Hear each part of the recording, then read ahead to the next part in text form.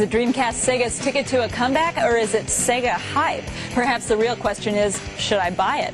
Hi, I'm Lauren Fielder, and welcome to GameSpot TV's special Dreamcast edition. Adam is out and about on the Dreamcast trail to find out if Sega's new system is the real deal.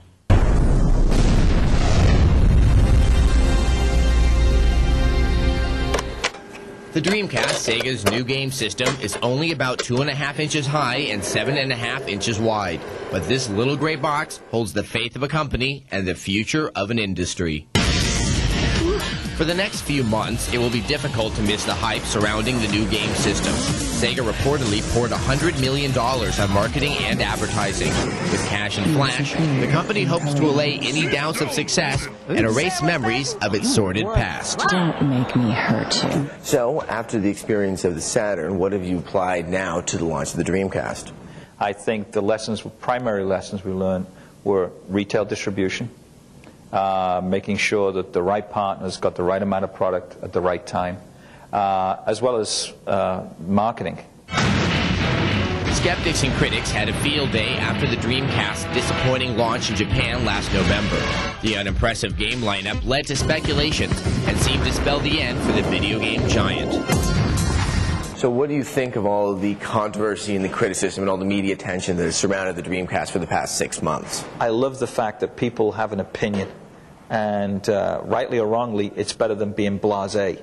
And so opinions about Dreamcast will never make it, it'll never launch, PlayStation 2 will blow it out of the water when it comes, Dolphin will be along eventually. It's a vibrant business, and if nobody cared, then the business wouldn't be growing to the level that it's at right now.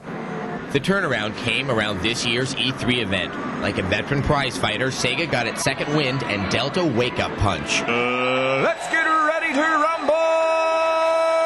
Showcasing over 40 Japanese and American titles in its booth, Sega made skeptics do a double-take and turned doubters into believers. VideoGames.com editor Jeff Gertzman was one of them. Back when the system came out in Japan, I mean, the launch lineup in Japan was weak. The games that were coming out, you know, even months after the system was out in Japan, were also pretty weak. But, I mean, the U.S. lineup is really stellar. It's like every single journalist in this business said, you know, if Sega doesn't come out with the biggest console launch in history when it comes out in the U.S., they're dead, they're finished, they're over. But they did that. The Dreamcast is expected to launch with 16 titles, ranging from sports to fighting.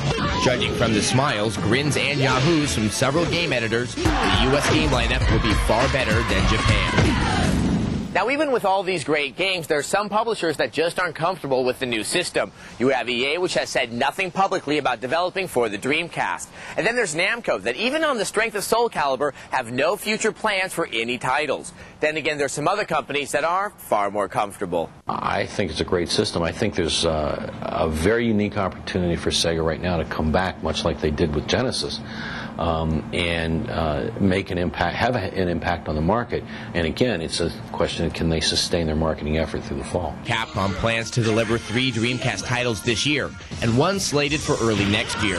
Changing attitudes? Yes. But Sega and the Dreamcast face other issues and hurdles that could steal away some thunder from its U.S. launch. The much-anticipated Final Fantasy VIII for the PlayStation ships the same day as the Dreamcast launch. Sony and Nintendo just dropped their system's prices to $100, and the abrupt departure of its U.S. president are raising some eyebrows. But if you're a gamer who just wants to play the best games money can buy, these issues should be invalid.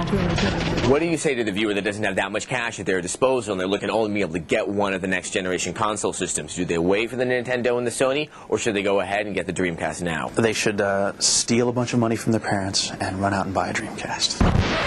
Man, stay off the light speed. My bad.